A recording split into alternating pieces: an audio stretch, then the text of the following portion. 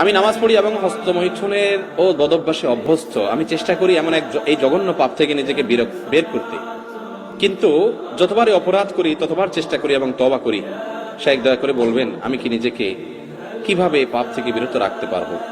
ভাই, এই বিষয়ে এর আগেও বারবার বিভিন্ন যুবকরা বলেছেন। আল্লাহি, আল্লাহর কসম, আমার খুব ভালো লাগে যখন আমার যুবক ভাইরা এই সমস্ত প্রশ্ন করেন, যে প্রশ্নের মাধ্যমে তিনি ভালো পথে আসার জন্য ছটফট করতে থাকেন। শয়তানের সাথে পারেন না, ইবলিস তাকে অন্যায়ের পথে, হারামের কাছে নিয়ে যায়। তিনি চান একটু আসার জন্য। আল্লাহ তাআলা আমার এই ভাইদেরকে সাহায্য করুন। আল্লাহ আমাদেরকে হারাম থেকে বের হয়ে আসার মতো ঈমানি শক্তি দান করুন। ভাইরা আমার, গুনাহ তো আমরা সবাই কম বেশ করি। কয়জন আছেন গুনাহ করার পর গুনাহ থেকে বাঁচার জন্য ছটফট করেন, তওবা করার জন্য? তো এই সমস্ত ভাইরা যারা তওবার জন্য ছটফট করেন, আমি তাদের ব্যাপারে সুধারণা রাখি, আমার আল্লাহ তাদেরকে তওবার তৌফিক দিবেন ইনশাআল্লাহ। যারা পাপ করার পর, অপরাধ করার পর কোনো সেন্স নাই, কোনো হিতাহিত, কোনো ভালো মন্দ ধারণা নেই, অপরাধ বোধ নেই, অপরাধের অদৃশ্য দাহন তার ভিতরে হয় না, এই ব্যক্তি অপরাধ থেকে ছুটে আসা অনেক কঠিন হয়। অপরাধ করতে করতে অপরাধের ব্যাপারটাতে এতটা বেপরোয়া হয়ে যায়, তার কাছে অপরাধ দাইলবাত হয়ে যায়। এটা খুব ডেঞ্জারাস আলামত। তওবা নসিব হয় কম, চোখের পানি ফেলেন যে আল্লাহ পাপ তো করি, তোমার কাছে দিলটা নরমও হয় না। আল্লাহ আমাদেরকে গুনাহ থেকে সরে আসার তৌফিক দান করুন।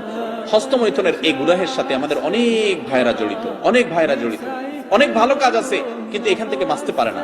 ভাই, এক নম্বর কথা হলো, মোবাইল থেকে সমস্ত খারাপ জিনিস ফরম্যাট করে ডিলিট করে দেন। যদি সৎসাহস না থাকে বা মনে হয় যে আবার মোবাইলে সেটা চলে আসবে, মোবাইলটা বিক্রি করে একটা বাটনওয়ালা মোবাইল নেন যেখানে কিছু থাকবে না। একটু কঠিন হবে, কিন্তু হিম্মত করে আল্লাহর জন্য ত্যাগ করেন না। একটু ত্যাগ করলে, প্রিয় মানুষের জন্য ত্যাগ করলে ভালো লাগে, আল্লাহর জন্য ত্যাগ করলে আপনার ভালো লাগে কাজ করবে।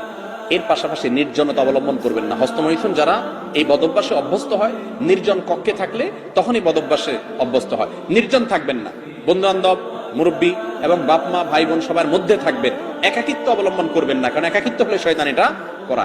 বেশি না, 2-4 মাস যদি একটু কষ্ট করে, স্ট্রাগল করে মোবাইল টোবাইল, ফেসবুক, ইউটিউব এগুলো থেকে সরে থাকতে পারেন, হারাম সম্পর্ক থেকে দূরে থাকতে পারেন। খারাপ জিনিস দেখলে মানুষ হস্তমৈথুনের দিকে বেশি যায়। যুবকরা খারাপ জিনিস যেন দেখতে না পারেন, সে রাস্তা বন্ধ করে ফেলেন। বেশি না, 1 মাস এক্সারসাইজ করেন, ইনশাআল্লাহ বদভ্যাস দূর হয়ে যাবে। আর আল্লাহর কাছে দোয়াও করবেন, চোখের পানি ফেলবেন, মালিক আমি সরে আসতে চাই, তুমি সাহায্য করো। আল্লাহ তাআলা আমাদেরকে সেরকম হিম্মত এবং শক্তিশালী দান করেন।